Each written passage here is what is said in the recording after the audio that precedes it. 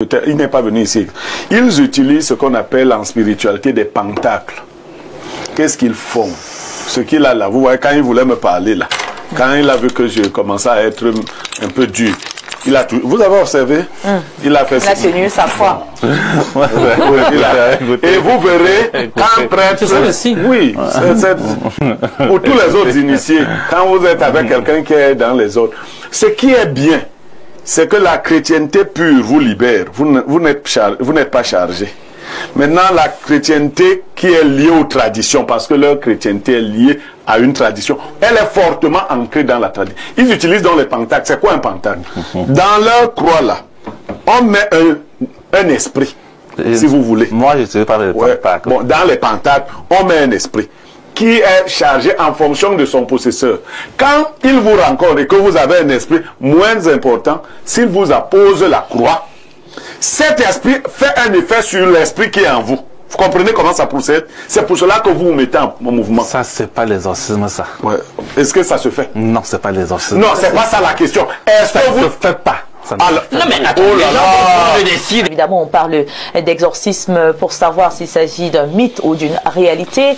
Nous le savons, hein, l'exorcisme est un sujet qui a toujours divisé les opinions, parce que oui, chacun arrive justement à se faire son idée selon les perspectives qui peuvent être des perspectives religieuses, spirituelles, psychologiques, même pourquoi pas scientifiques.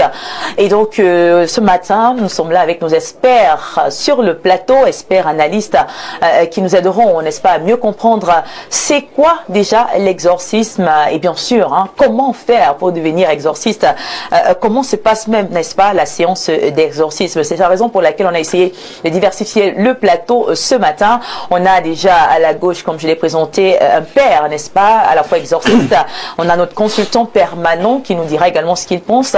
Et à la droite, nous avons, comme je l'ai présenté à l'entame de l'émission, un sorcier, mais un sorcier traitant, n'est-ce pas, Moukou-Limba, et puis notre journaliste qui a une formation ou des connaissances, si vous le voulez, en spiritualité. On parle là des connaissances très profondes. Alors, je pense que le panel, il est prêt. On va y aller avec la thématique du jour. Exorcisme, mythe ou réalité. Je me retourne cette fois-ci vers Alain Douc pour qu'il puisse nous dire, n'est-ce pas, quelle est sa position concernant l'exorcisme ce matin. Bien, vous savez, la définition de l'abbé est tout à fait vraie. Mais moi, comme vous le savez, j'ai cette déformation qui veut qu'avant de traiter un sujet et l'actualiser, je rentre toujours aux origines pour qu'on comprenne d'où on est parti pour en arriver où nous sommes. Alors, le mot exorcisme vient en réalité, je veux dire philologiquement, étymologiquement, d'un mot grec et romain. Hein, parce qu'il y a son équivalent romain, ça a commencé avec les Grecs, exorcismus, et puis on a la particule exorcismus, maintenant en latin, qui représente quoi en réalité? Quand on parle d'exorcisme, d'après l'étymologie, et originellement, c'est quoi? C'est l'action de contraindre quelqu'un ou une entité à faire quelque chose en prêtant un serment. C'est de ça qu'il s'agit originellement. Donc, on va vous amener à agir d'une certaine façon, et pour le faire, vous engagez par la parole. Et vous savez, j'ai souvent dit ici que dans les rituels magiques, on a beau utiliser le médium sang ou, je sais pas moi, d'autres éléments, vous verrez que la plupart du temps, pour sceller le rituel, on utilise la parole, le verbe, finalement, pour formuler une parole qui va sceller, concrétiser le rituel. Donc, avant l'ère chrétienne, parce que dans le système catholique, il s'inspire du fait qu'il y a un mandat quand même qui a été confié à ceux qui sont des disciples du Christ pour qu'ils aient autorité de chasser les démons. Parce qu'on s'appuie dessus, mais chez eux, c'est carrément un magistère complet. C'est-à-dire que vous allez, comme j'ai vu dans son sainteté tout à l'heure, on a dit prêtre, exorciste. Mais dans une autre perspective chrétienne, il n'y a pas un magistère en tant que tel consacré à l'exorcisme. C'est-à-dire que, puisque c'est pas vous qui agissez en réalité lorsque vous chassez les démons, c'est Dieu qui agit en vous. Tous ceux qui ont été appelés ont le pouvoir, parce que c'est le Saint-Esprit, c'est Christ qui agit en eux, de pouvoir chasser les démons par les pouvoirs et les attributs, les mérites qui se trouvent dans le Christ. Avant l'ère chrétienne, il y avait déjà des exorcismes, puisque la religion, les religions existent bien avant le christianisme en tant que religion de l'Empire, etc. Il y a des religions animistes, etc., panthéistes, etc., qui connaissaient déjà des exorcismes et qui avaient déjà une économie d'interaction avec des entités spirituelles. Vous avez entendu parler des chamans? Chez les chamans, il y a des rituels pour conjurer un certain nombre de choses, chasser des démons, etc., disent-ils. Mais la bonne question, et notamment par rapport à cette problématique que nous avons pour ce matin, c'est est-ce que dans cette perspective qui est la leur, c'est pertinent? Est-ce qu'effectivement, on en arrive à chasser les démons? Parce que est-ce qu'on connaît ce qu'on appelle un démon dans le rapport que doit avoir l'humain avec le démon? Est-ce qu'on sait exactement ce que représente un démon? Parce que c'est un ange déchu. Est-ce que nous sommes à leur hauteur au point où un humain peut dire qu'il peut défier un démon, un ange déchu? C'est là où cette problématique devient intéressante. Et d'ailleurs, moi, j'aimerais savoir ce matin où vont ces démons, vraiment, après les avoir extirpés du corps humain. Pierre Birouni avec notre consultant permanent qui a certainement beaucoup de choses à nous dire ce matin concernant cette thématique, parce que beaucoup de personnes, malgré tout ce qui a été dit, rejettent donc, selon peut-être leur culture, l'idée de possession, l'idée, voilà, on va dire quoi, oui, d'être possédé et donc de devoir passer justement, voilà, par un exorcisme. Pierre Birouni, quelle est votre approche ce matin concernant l'exorcisme? Alors, il y a forcément plusieurs branches d'exorcisme, mais l'exorcisme suppose la possession, comme vous l'avez dit, ou encore l'envoûtement. La possession est une chose, l'envoûtement est souvent présenté comme une forme de possession. C'est là où je voudrais ajouter à Lendouk, on n'exorcise pas que les anges déchus, ok? Non. Ah bon, en tout cas, vas-y. Oui, on se comprend. Il y a des gens qui sont envoûtés, c'est-à-dire qui ont une partie de l'énergie négative des sorciers malfaisants. Votre enfant naît et on vient lui mettre, par exemple, comme les bêtises l'appellent, l'ivou du vol. On peut mettre l'ivou du vol à votre enfant, ou l'ivou de la prostitution. Oui, il y a les filles qui ont l'ivou de la prostitution. J'ai un frère qui dit souvent, quand il voit une fille qui vraiment est généreuse, il lui dit en bassa que l'ivou de la prostitution, nous on appelle ça le roux. Oui, le roux. Pour ce que vous appelez ivou, nous appelons ça roux. Il dit que tu as le roux du dehors. Donc le roux qui t'amène à chercher les... Alors, il y a l'envoûtement, il y a la possession. La possession à un certain niveau se fait donc par ces grands esprits. Et dans la voie chrétienne, Jésus avait annoncé que tous les esprits ne se chassaient pas de la même manière. Parce que les esprits sont catégorisés. Vous voyez, il y a des esprits que vous pouvez chasser juste en lui intimant un autre. Par ce que nous appelons le fiat. Donc, cette puissance qui accompagne la parole. Mais il y a des esprits qui demandent toute une ritualisation. Et qui peuvent même exiger qu'on n'ait pas affaire à un seul, mais à plusieurs exorcistes. C'est-à-dire que les énergies s'associent. Le rituel prend une ampleur particulière. Il y a même des exorcismes qui ne se font pas d'un trait. C'est-à-dire qu'il y a des esprits que vous pouvez chasser sur une longue durée. Et les procédures sont différentes. Oui, bien sûr. Comme les traitements que vous suivez à l'hôpital. Vous avez peut-être, quand je dis vous, c'est pas vous Viviane, je parle, quelqu'un a un cancer et il suit des chimiothérapies avec la possibilité de réussir ou d'échouer. Mais qu'est-ce qui fait problème pour qu'on revienne à l'idée de mythe ou d'illusion ou de réalité? Non. Il y a toujours dans le vrai le faux qui s'introduit. Il faut d'abord dire que toutes les attitudes qui pourraient ressembler à des maladies mentales, à des possessions, ne sont pas forcément des possessions et des envoûtements. Il y a des gens qui seraient bien dans les hôpitaux, à être soignés, par exemple, à Jamon, mais ils sont gardés dans des lieux pour être d'exorcisme. Oui. C'est-à-dire qu'une maladie mentale, par exemple la dépression, je vous prends... les Africains ne connaissent pas ces problèmes. Même l'essai de palu peut vous faire délirer. Alors, la dépression amène par exemple le sujet dépressif à avoir des apparitions. C'est-à-dire que les gens le poursuivent. Excès de palustre, comme on dit oui, souvent. Arrêtons d'abord à la dépression. La personne semble avoir un discours cohérent. Elle n'est pas malade. Mais elle vous dit qu'on me poursuit. Quand j'entre quelque part, il y a les gens qui entrent avec moi. Non, je me couche. Quand je me couche, ils sont là, les voilà. Il faut qu'on me retourne. Qu'est-ce que beaucoup de mafieux dans le domaine font? Dès qu'ils voient ça, ils disent que voilà, la personne est possédée. Venez là déposer chez moi, on va l'exorciser et il se met à vous manger de l'argent. Il faut tout, oui. En tant qu'ancien pasteur, comme vous l'avez dit, est-ce qu'un pasteur est donc habilité à exorciser? Parce qu'on a l'impression que tout le monde s'essaye déjà dans l'exorcisme, que ce soit des prêtres, que ce soit... Qui doit exorciser? En fonction de la pastorale a des ordres. Alain, donc vous l'expliquez, chez les catholiques romains, l'évêque désigne par secteur les prêtres qui ont le droit d'exercer l'exorcisme. C'est pas, en fait, avant tout le monde essayait de faire, mais dans l'église catholique romaine, c'est organisé. Chez les orthodoxes, je vous ai dit, ils sont à la base des exorcistes. Chez les protestants, c'est différent. Le pasteur ne se dit pas exorciste. Qu'est-ce qui arrive chez le pasteur? Le pasteur prie simplement sur toi, et si un esprit se manifeste, il continue sa prière dans le but de chasser. Oui, voilà. Mais sauf que ça, c'est la règle générale. Mais sauf que dans certaines dénominations, on commence à voir cette espèce de tangente à la catholique. Non, c'est un dévoiement. Voilà. C'est-à-dire que les pasteurs, qu'est-ce qui leur est arrivé? Beaucoup de pasteurs ont été accusés de ne pas être forts. On dit que les pasteurs ne sont pas forts. Ils ont donc commencé à copier les méthodes catholiques, c'est-à-dire les pasteurs veulent être des pasteurs, on dit entre guillemets, charismatiques.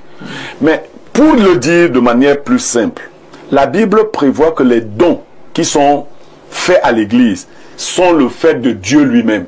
Il a été donné à certaines personnes le don de guérison. Qu'elles soient ces personnes, pasteurs, prêtres ou pas, il y a des gens qui ont... Quand vous parlez dans 1 Corinthiens 12, oui. Il y a des gens qui ont reçu des dons de guérison. On a des jeunes gens, que ce soit des enfants ou des vieilles, qui peuvent guérir. Maintenant, tout le monde s'improvise. Et comme ça donne de l'argent, tout le monde va s'initier. Et c'est dangereux parce que, moi j'ai pratiqué l'exorcisme, mais je l'ai arrêté très tôt. C'est dangereux de pratiquer l'exorcisme quand on ne peut pas se discipliner. Vous verrez beaucoup, c'est pour cela qu'il y a beaucoup, parmi les prêtres et autres, des gens qui sont devenus eux-mêmes des malades mentaux. C'est-à-dire que tu le vois là, c'est lui-même qui est possédé. Il ne respectait pas les règles. Oui, mais bien sûr, c'est lui qui est possédé. À force de vouloir jouer avec les esprits ont été transférés sur lui-même. Sur lui-même, d'accord. Alors, mon père, quelle est la différence qu'on peut faire entre ce que fait un prêtre dans le cadre de l'exorcisme et ce que fait un marabout dans le cadre toujours de l'exorcisme? C'est quoi la différence? Je vais d'abord dire à mon frère en face que lorsqu'on ordonne un prêtre, l'évêque voit en lui, c'est peu, n'est-ce pas? Vous avez des enfants parmi vous, vous pouvez distinguer qui peut faire telle qui peut acheter, gérer l'héritage, par exemple. Effectivement. Quand on ordonne un prêtre, parfois il y a ce qu'on appelle l'exorcista. Ça, c'est secret. Il s'agit de quoi? L'exorcista. On te donne ça. On te donne d'une manière une force supplémentaire. D'accord. Et dans l'exorcisme, en fait, encore, il faut pouvoir encore retrouver, comme nous disait mon frère tout à l'heure, ces dons spirituels. Parce qu'il y a vraiment ces gens qui sont dans les séminaires autres et trucs qui ont ces dons en eux que Dieu les a donnés. Un côté, on parle de dons de guérison, de dons de prophétie, de dons de vision. Moi j'ai vu une petite fille, elle est actuellement aux États-Unis, elle était avec nous ici. Si elle te dit qu'à 11h à Olembe, il y aura un accident, va te passer à Olembe, au carrefour, à 11h30, tu vas avoir un accident. Non, ça veut dire qu'on peut naître exorciste également. On peut naître avec des dons. On peut naître avec des dons. Et par la suite, on oriente. Effectivement. Si vous avez la possibilité, ils sont là nombreux qui ont même ces dons, mais ils n'ont pas des gens qui peuvent les orienter, mais qui peuvent faire mieux que ça. Donc, l'exorcisme, en fait, nous, quand on parle de la tradition, nous utilisons beaucoup plus, n'est-ce pas, la Bible. nous utilisons beaucoup plus le nom de Jésus, nous utilisons beaucoup plus le nom de Saint-Michel et autres et tout, tous ces rituels. Or, la tradition... Non, vous n'utilisez pas que la Bible. La tradition... Non, c'est un ensemble d'éléments. Non, dites les éléments. Vous allez diaboliser les éléments que vous utilisez. La Bible, vous n'utilisez même pas. Écoutez, moi, j'utilise la Bible. Moi. Uniquement la Bible. Moi. Vous utilisez uniquement la Bible. Écoutez, c'est un ensemble des éléments que je mets. Vous utilisez uniquement la Bible. Pourquoi vous utilisez? Écoutez d'abord. Pourquoi vous voulez... Non, je vais moi bavarder. Non, laissez-moi bavarder. Allez-y. C'est qui m'entend parler aujourd'hui, sur ce plateau. Oui, mon père. Ça fait depuis 17 ans. Je m'appelle Père Christophe Ayuna, même les ministres, moi j'en ai fait. Écoutez.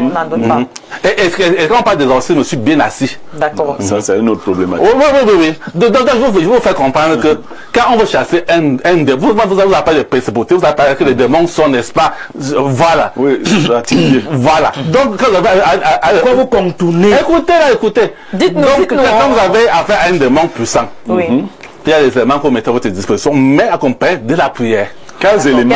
Vous puisez un peu dans la tradition, c'est ce que vous voulez dire? Non, je peux utiliser juste peut-être de l'encens, comme ça, juste peut-être le sel béni, on appelle ça les sacramentaux chez nous. Et puis ça nous aide, n'est-ce pas, à expulser un démon dans un corps. Bon, c'est pour dire que, voilà, l'autre côté n'utilise pas forcément effectivement. les mêmes choses. Oui. Alors, j'aimerais passer la parole au grand maître Moukulimba pour voir, vous, de votre côté, qu'est-ce que vous utilisez pour l'exorcisme? Madame Viviane, c'est ça qui fait un gros problème avec les Africains qui sont convertis en chrétiens. Parce qu'ils ne veulent pas accepter la réalité. Les éléments qu'ils utilisent sont les éléments de la nature. Même la Bible, c'est l'encre et le papier. C'est l'encre et le papier. Et le papier, on trouve en forêt sur le bois. L'encre, ce sont les herbes qu'on a concoctées. Pourquoi ça doit faire un débat ou un problème que j'utilise les éléments de la nature? Comme moi, je peux utiliser l'eau, je peux utiliser peut-être les herbes, je peux utiliser certaines écorces. Parce que il faut noter que la nature, selon nos recherches dans le Rift Balagoué, on a fait les recherches, il y a 375 herbes. Parmi les 375 herbes, nous avons 50 herbes dangereuses. Quand je parle de dangereuses, ce sont les herbes auxquelles on fait des pratiques mystiques et sataniques qui détruisent les gens. Et parmi les 325 herbes, il y a les herbes auxquelles quand tu prends et que tu concordes, même si l'esprit négatif est sur quelqu'un, à l'instant, ça commence à parler, ça commence à bouger. Ce sont les éléments. Et on ne peut pas enlever un démon ou un esprit sans avoir une orientation où on va l'envoyer. C'est pour ça donc que dans la tradition, on va donc demander par exemple la chèvre, on va demander peut-être un bélier, un bœuf, et ça dépend donc de la dimension, parce qu'il y a les démons qui ont déjà créé ce que on appelle chez nous en bouddhisme, c'est-à-dire oui, il est bien assis pour le déraciner de là. Il te dit qu'il n'est plus là où partir, parce que il faut et s'il vous plaît, il faudra noter que n'importe qui ne peut pas se lever et dire qu'il va lever un démon, sinon donc tu meurs. Il te frappe. Et il faut donc se rassurer de comment enlever ou détruire ce démon avec certains rituels. Et la prière, comme il dit la prière, est-ce que moi je ne prie pas? Moi je prie. Ah, vous priez? Je prie, mais bien sûr. Vous allez à l'église? La prière, vous allez vraiment à l'église? Est-ce que les sorciers je ne prie pas. Je ne prie pas pour l'église. Je dis la prière est universelle. La prière pour d'autres, on appelle incantation. Moi, je fais les incantations. Donc, vous n'allez pas à l'église? Non, je ne pars pas à l'église. Je ne pourrais même jamais. Je partais à l'église quand j'étais plus jeune. Parce que j'étais naïf. Mais aujourd'hui que j'ai compris la réalité. Sorcier, vous dites? Vous n'étiez pas encore sorcier, vous étiez naïf. Tout le monde est sorcier, tout le monde est né sorcier. Madame Viviane, vous rêvez. Moi, je ne suis pas sorcière. Non, vous êtes une sorcière, mais vous ignorez que vous êtes sorcier. Parce que vous sortez de votre corps. Vous rêvez que vous allez coucher à Yaoundé, mais vous retrouvez à Douala, vous retrouvez au village parfois. Vous sortez de votre corps, mais de manière inconsciente. Mais alors que le sorcier est conscient qu'il sort de son corps pour aller faire les expériences, pour aller par exemple à l'astral. Mais dès le départ, madame Viviane, vous dites qu'on n'est pas une sorcière. Si pourquoi votre mari, par exemple, si vous êtes marié, votre mari va se dire qu'il n'est pas un sorcier. Mais si, non, je vous dis pas, je sais dire quelque chose d'important. En s'éloignant de l'essence. Non, on ne s'éloigne pas, on parle de la même chose. Oui, allez-y. Vous donnez votre mari. Si votre mari, bon, on peut même être ici nous tous. Et puis je suis pas si mariée quelqu'un, pour le moment. bon, voilà, peut-être que. Alors. Ben, tu m'as abandonné. Non, vous êtes notre consultant, donc on chute toujours par vous pour avoir. Vous m'avez abandonné. Oh là là. Non, c'est le catholique romain qui est à côté n'a pas. Orthodoxe, c'est même orthodoxe. c'est même eux les spécialistes de l'exorcisme. Mais ils doivent vous dire la vérité. Peut-être il n'est pas venu ici. Ils utilisent ce qu'on appelle en spiritualité des pentacles. Qu'est-ce qu'ils font? Ce qu'il a là, vous voyez, quand il voulait me parler là, quand il a vu que je commençais à être un peu dur, il a tout. Vous avez observé? Il a fait ça. Il a tenu sa foi. Et vous verrez, quand prêtre. Oui, pour tous les autres initiés, quand vous êtes avec quelqu'un qui est dans les autres, ce qui est bien, c'est que la chrétienté pure vous libère. Vous n'êtes pas chargé. Maintenant, la chrétienté qui est liée aux traditions, parce que leur chrétienté est liée à une tradition, elle est fortement ancrée dans la tradition. Ils utilisent donc les pentacles. C'est quoi un pentacle? Dans leur croix là, on met un esprit, si vous voulez. Moi, je ne sais pas les pentacles. Bon, dans les pentacles, on met un esprit qui est chargé en fonction de son possesseur. Quand il vous rencontre et que vous avez un esprit moins important, s'il vous appose la croix, cet esprit fait un effet sur l'esprit qui est en vous. Vous comprenez comment ça procède? C'est pour cela que vous vous mettez en mouvement. Ça, c'est pas l'exorcisme, ça. Ouais. Est-ce que ça se fait? Non, c'est pas l'exorcisme. Non, c'est pas ça la question. Est-ce que vous... ne fait pas. Alors, non mais attends, les gens décident explique au Bénin. Non, je ne parle pas au Nigeria. Ce sont les pratiques. Non, je ne parle pas au Nigeria. Ce sont les pratiques. Je ne parle pas au Nigeria. Non mais il y a beaucoup de choses. Je ne parle pas au Nigeria. La plupart des prêtres exorcistes qui vont dans les lieux de prière, qu'est-ce qu'ils posent sur les malades? Qu'est-ce qu'ils posent sur les malades? Cela, ce sont mais qu'est-ce qu'il pose sur les malades? Maintenant, vous ne pouvez pas comprendre. Il pose la croix et cette croix est chargée. En fonction du démon qu'elle trouve là, elle peut soumettre ces démons ou non. Voilà ce qu'il faut. Ça, c'est le début.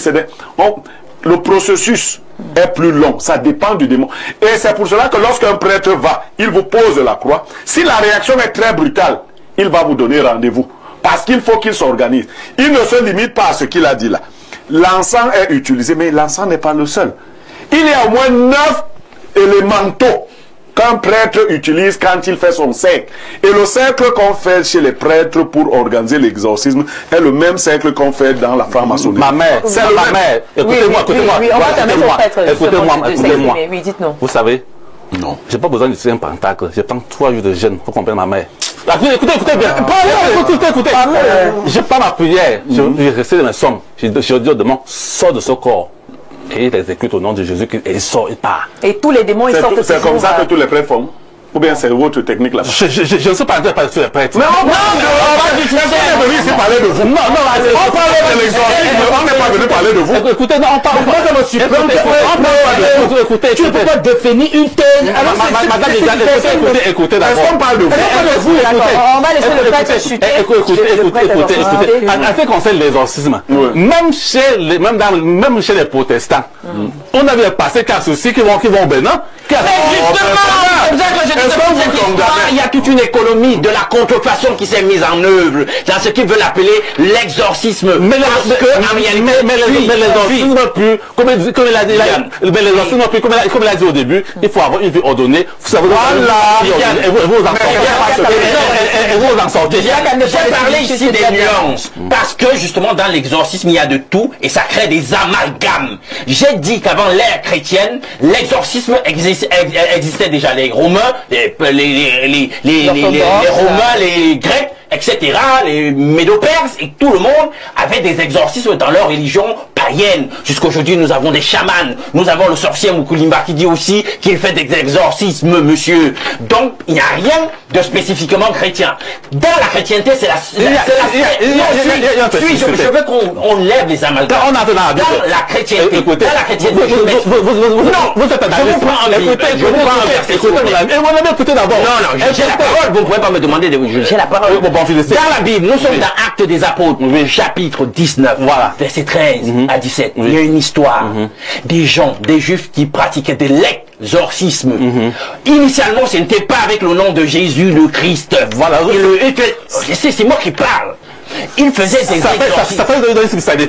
Est-ce que vous pouvez me laisser parler? On se calme, merci. Il faisait des exorcismes et ce n'était pas au nom de Jésus le Christ.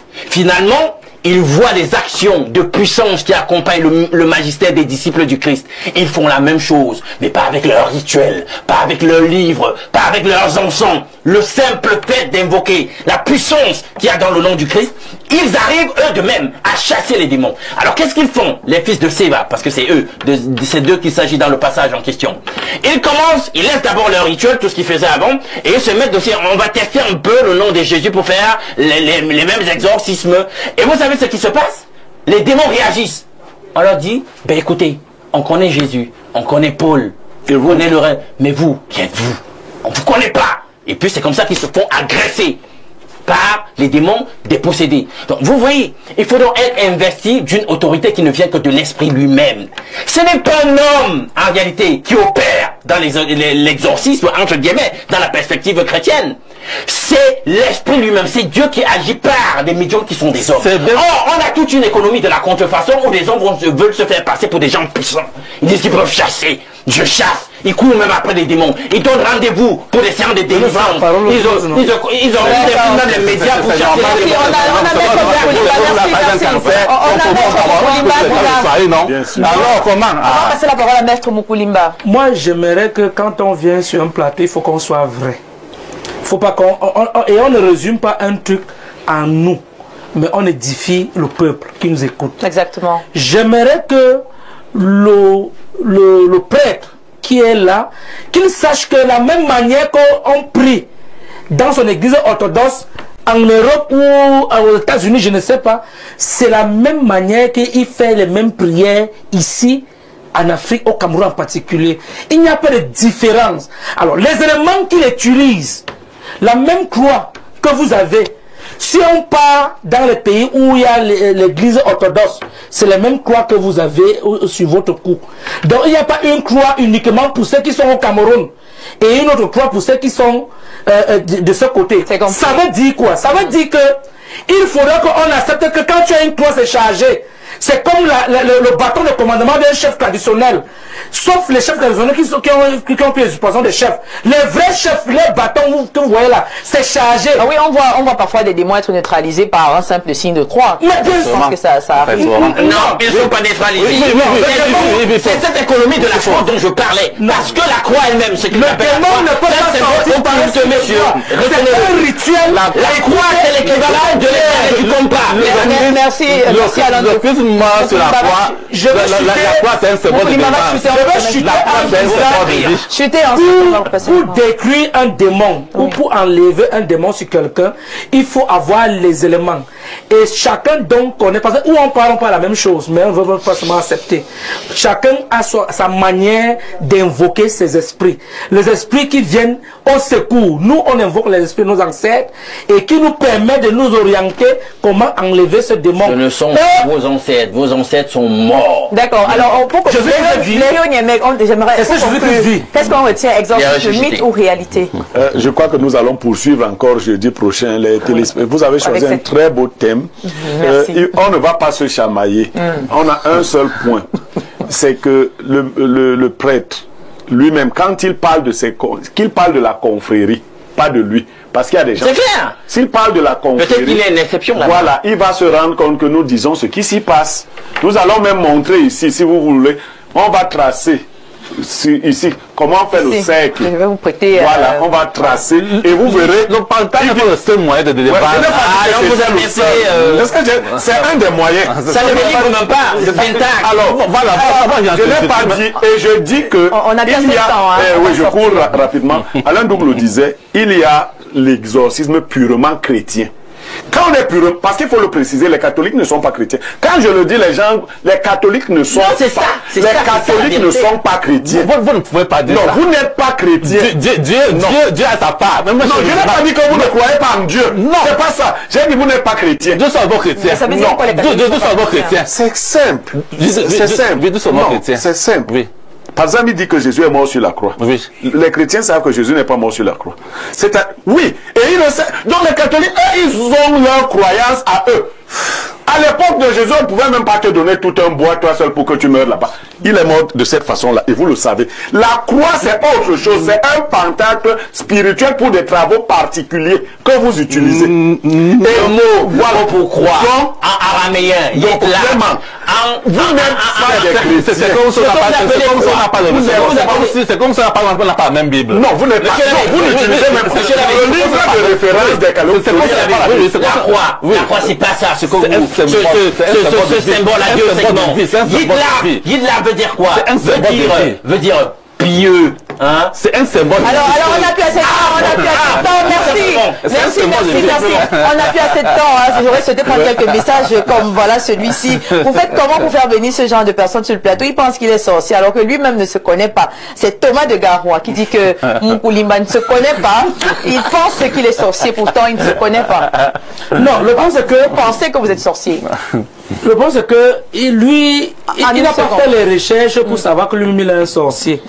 Mais le point c'est que comme il sort dans la nuit de manière inconsciente, il ne sait pas qu'il est un sorcier. Or, à la base, pourquoi on aura peur de son corps?